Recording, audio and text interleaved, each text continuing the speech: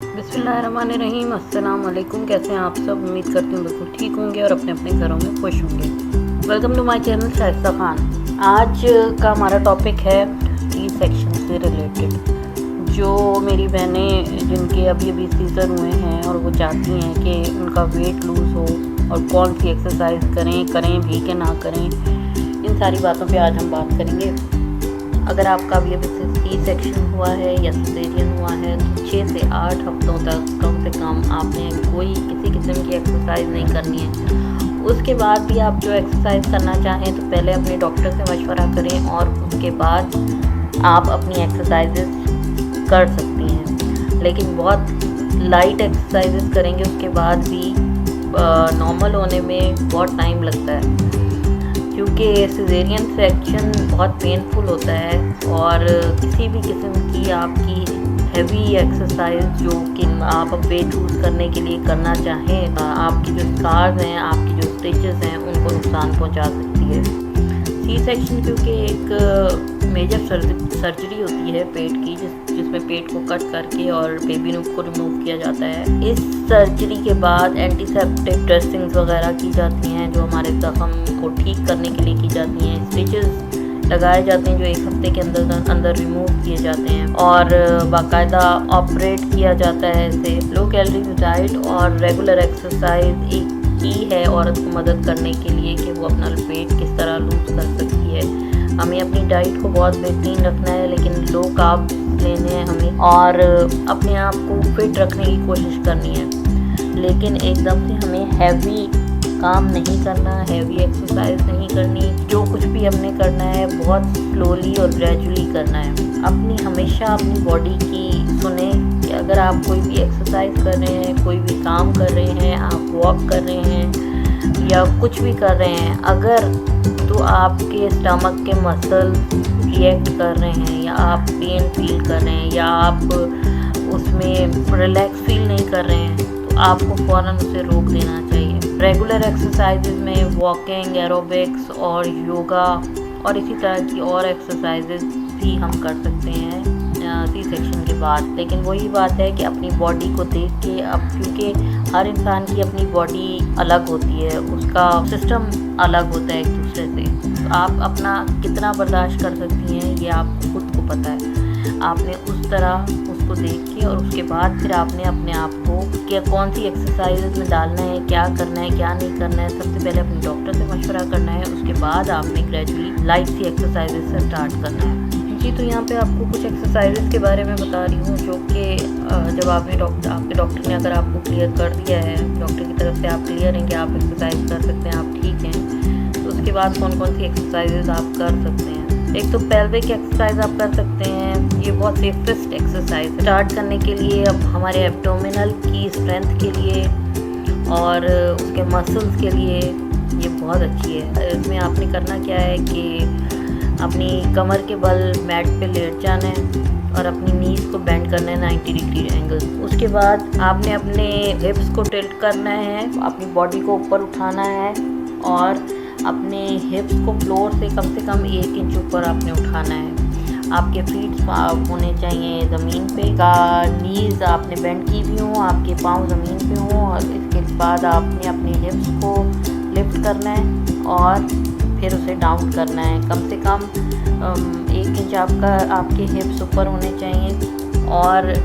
कुछ सेकंड तक पहले होल्ड करें जितना आप कर सकते हैं और उसके बाद फिर आहिस्ता आहिस्ता इसको बढ़ाते जाइएगा। ये 10 टाइम रिपीट करेंगे आप इस एक्सरसाइज को। ये एक्सरसाइज है मॉडिफाइड और full side plank. Side plank हमारे इनर कोर के मसल्स को एंगेज रखता है। मैट पे लेटेंगे, अपनी नीज को बेंड करेंगे, एक साइड पे लेंगे और फिर लिफ्ट करेंगे अपनी बॉडी को और अपनी लेग्स को, जो ऊपर वाली लेग है उसे ऊपर उठाएंगे और नीचे करेंगे उसे। ये दूसरी एक्सरसाइज है और इसमें आप मैट पे लेट जाएंगे साइड करवट लेके और अपनी फिर नीचे वाली नी को बेंड करेंगे आप और ऊपर वाली नी को स्ट्रेट रख के और अपनी बॉडी को थोड़ा सा लिफ्ट करेंगे साइड पे और लेग्स को अप डाउन करेंगे स्लोली।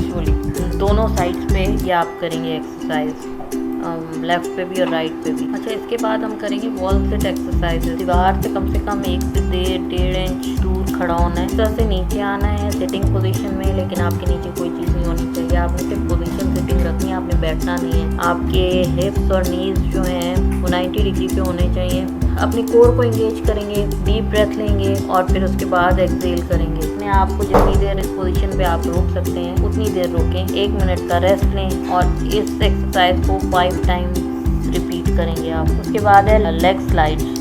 अच्छा, इस एक्सरसाइज में आप ज़मीन पे लेट जाएंगे सीधे मैट पे और अपने नीज को बेंड करेंगे। फीट आपके ग्राउंड पे होने चाहिए, आपके फर्श पे होने चाहिए, फ्लोर पे होने चाहिए। कोई सॉक्स पहन लें या पाँव के नीचे कोई टॉवल रख लें ताकि आप अपनी टांगों को इजीली मूव कर सकें फर्श पे।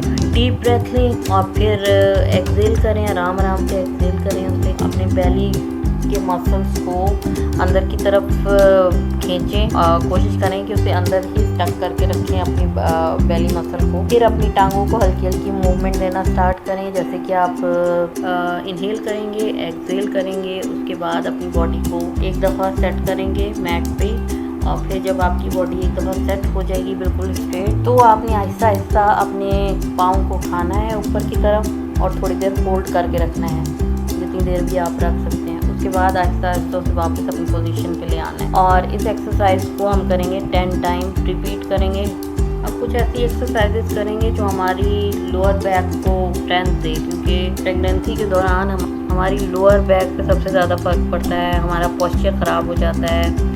उसके लिए हैवी चीज़ों को उठाना अवॉइड करें, वेट उठाने वाली एक्सरसाइजेस को भी अवॉइड करें। अपने पोस्चर पे अटेंशन दें, स्ट्रेट बैठें, शोल्डर को स्ट्रेट रखें। तो कोशिश करें कि आप जब सोएं तो कमर के बल ना सोएं बल्कि करवट लेके सोएं और पिलो को अपनी टांगों के दरमियान रख के सोएं ताकि न्यूट्रल पोस्चर आपका स्पाइन का मेंटेन रहे। इसके अलावा हम लोग बहुत लो सी कार्डियो एक्सरसाइजेस भी कर सकते हैं, जो कि हमारे जो 6 मंथ के बाद हम इसे सही वाली कार्डियो एक्सरसाइजेस होती हैं, जो हैवी वाली कार्डियो एक्सरसाइज होती हैं उन्हें कर सकते हैं। लेकिन उससे पहले हम हल्की फुल्की वॉकिंग कर सकते हैं, हम स्विमिंग कर सकते हैं, हल्का फुल्का स्विम कर सकते हैं और वाटर एरोबिक्स कर सकते हैं, साइकिलिंग कर सकते हैं अगर आप करना चाहें तो। जी, अब कुछ ऐसी एक्सरसाइजेज जो आपने अवॉइड करनी है सी सेक्शन के बाद करने में। सिटअप्स आपने नहीं करने हैं, क्रंचेस अवॉइड करने हैं, ऐसी एक्सरसाइजेज नहीं करनी है स्ट्रेस हो जिसकी वजह से आपके एब्डोमिनल वॉल पे, और ऐसी एक्सरसाइजेज नहीं करनी है जिसमें जंपिंग हो या आपको रोप जंपिंग करनी पड़े या जंपिंग जैक करनी पड़े, ऐसी एक्सरसाइज नहीं करनी है।